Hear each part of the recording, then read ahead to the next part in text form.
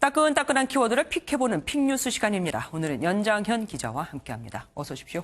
오늘 픽뉴스 첫 번째 뭡니까? 네, 오늘의 첫 번째 픽은 바로 승무원 매뉴얼입니다. 매뉴얼 하면 여러 가지가 있잖아요. 어떤 거죠? 오늘은 승무원의 복장, 용모, 그리고 더 나아가서 이 메이크업에 대한 매뉴얼까지 얘기를 할까 합니다. 단정한 용모를 갖추는 건 당연한 기본 아닐까요? 네, 하지만 이용호 의원실에서 건네받은 이 자료에 따르면요. 항공사뿐 아니라 국내 철도회사들도 이 승무원들에게 과도한 용모 규정을 제시하고 있었습니다. 특히 이러한 용모 규정들은 남성보다도 여성 승무원과 관련된 부분에서 아주 상세한 내용까지 강요하고 있었습니다. 예를 들면 어떤 거죠? 네, 예를 들면 한국철도공사 코레일의 경우에는요.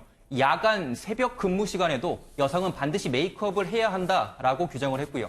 이게 다가 아닙니다. 립스틱 색상은 연한 레드, 또 핑크, 그리고 오렌지 계열로 하고 립글로즈는 지워질 수 있기 때문에 립스틱을 사용하라고까지 얘기했습니다. 상세합니다. 네, 그리고 불과 3년 전부터 이 고속열차를 운영한 SR의 매뉴얼에는 볼터치를 반드시 할 것이라는 규정까지 있었습니다. 예. 이외에도 국내 항공사들의 매뉴얼에서도 세세한 화장품 사용법, 그 가이드라인을 어렵지 않게 찾아볼 수 있었습니다. 아니 단정 그 훨씬 이상을 요구하는 것 같습니다. 그런데 볼터치 좀 했다고 승객이 더 안전해지는 것도 아니잖아요. 네, 그렇습니다. 그나마 이들이 잘못은 인정을 하고 있는데요. 이 코레일은 용모와 옷차림 등에 대해 다소 과도하게 규정됐었다면서 개선하겠다라고 말을 했고요. SR 측도 문제를 인식해서 매뉴얼 수정 작업에 곧 착수할 것이라면서 지난 5월 중순부터 현장 승무원들에게는 각자 판단을 해서 단정한 용모를 갖추도록 했다라고 설명했습니다. 그런데 사실 메이크업 같은 경우는 얼굴 생김새에 따라서 다 조금씩 다르게 하거든요. 이렇게 일률적으로 할 수가 없는데 외국의 경우도 이런 게 있습니까? 네, 물론 외국 항공사에도 이렇게 용모에 대한 규정을 다룬 매뉴얼은 존재합니다. 예. 하지만 이 점점 승무원 용모 규정을 완화하는 것을 넘어서서 폐지하고 있는 추세인데요. 아일랜드 항공은 올해 여성 승무원의 화장 의무 규정을 폐지했고 또 영국의 이 버진 애틀랜틱 항공도 화장과 치마 착용을 강요하지 않기로 했습니다. 진짜 중요한 게 뭔지 좀 알았으면 좋겠습니다. 자, 두 번째 픽은 뭡니까? 네, 두 번째 픽은 바로 화상벌레입니다. 화상벌레. 이름이 화상벌레예요? 왜 네, 그렇죠? 그렇습니다. 실제로 불에 댔다 이래서 화상벌레는 아니고요. 네. 이 화상벌레는 주로 동남아시아, 베트남 등지에 서식하는 벌레로 정식 명칭은 청딱지 개미 반날개입니다.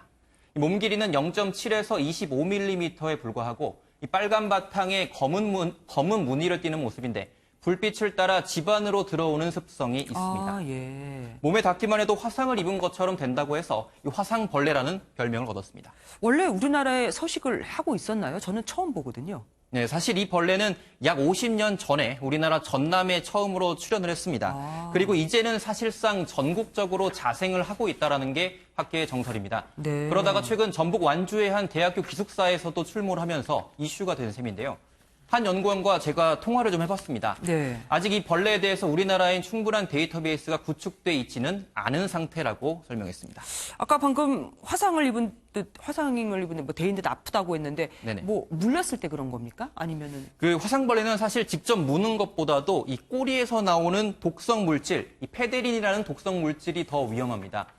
이 페데린에 노출된 사람들은 여드름처럼 가벼운 발진이 일어날 수 있고 또 노란 여드름, 심한 경우에는 타는 듯한 통증까지 나타날 수 있어서 또 눈에 닿으면 실명의 위험까지도 될 수 있다고 합니다. 생각해도 굉장히 무서운 거네요. 네. 그러면은 아까 무는 것보다 닿는 게 더 무섭다고 했는데 닿았을 경우는 우리가 어떻게 됩니까? 네, 우선 이 페데린에 노출됐을 경우에는 절대로 손으로 만지는 것은 금물입니다. 네.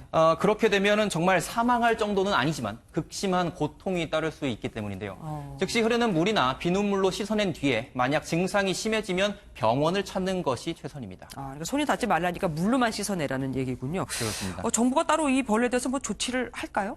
네, 전주시와 완주군청은 보건소랑 연계를 했습니다. 이 해당 지역에 대한 2차 소독을 실시하고 추후 기숙사 외부 방역도 지속적으로 실시해 나가겠다고 설명했습니다.